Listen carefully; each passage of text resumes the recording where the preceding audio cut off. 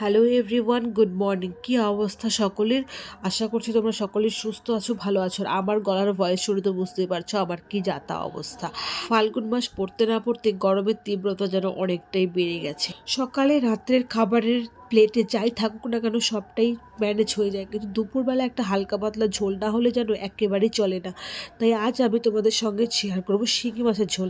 তোমাদের ওই দিকটায় এই শিঙি মাছ কী নামে পরিচিত একটা কমেন্ট করে জানাতে কিন্তু একদমই ভুলো না। প্রথমেই কড়াই বসিয়ে দিয়ে কড়াই গরম হয়ে যাওয়ার পর লঙ্কা দিয়ে হালকা ভেজে নামিয়ে নিয়ে ওই কড়াই আবার জিরে দিয়ে জিরেটাকেও হালকা নাড়াচাড়া করে নামিয়ে নিতে হবে। তারপর দিয়ে দিলাম পরিমাণ মতো সর্ষের তেল। তেল গরম হয়ে গেলে ওই কড়াই মাছগুলোকে ভেজে তুলে নিয়ে জিরে ফোড়নে দিয়ে দিয়েছি আগের থেকে কেটে ধুয়ে রাখা কোয়াশ। তোমরা এখানে তোমাদের পছন্দ মতো সবজিও ব্যবহার করতে পারো।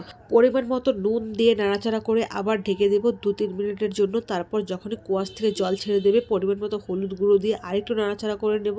তারপর দিয়ে দেব কাঁচা আদা আর সেই আগের থেকে ভেজে রাখা লঙ্কাটা বেটে দিয়ে আবার কষিয়ে নিয়ে পরিমাণ মতো ঝোল দিয়ে আগের থেকে ভেজে রাখা মাছ দিয়ে দেব আর দিয়ে দেব জিরে গুঁড়ো, যেটা প্রথমে আমি শুকনো খোলায় ভেজে নিয়েছিলাম। সেটা দিয়ে নাড়াচাড়া করে নামিয়ে নিলেই রেডি শিঙি মাছের পাতলা করে ঝোল। আর তারপরে নিয়ে নেব 1 প্লেট গরম ধোয়া ওঠা ভাত আর নিয়ে নিলাম পাতলা ঝোল দিয়ে মেখে মুখে ভরে দিলাম।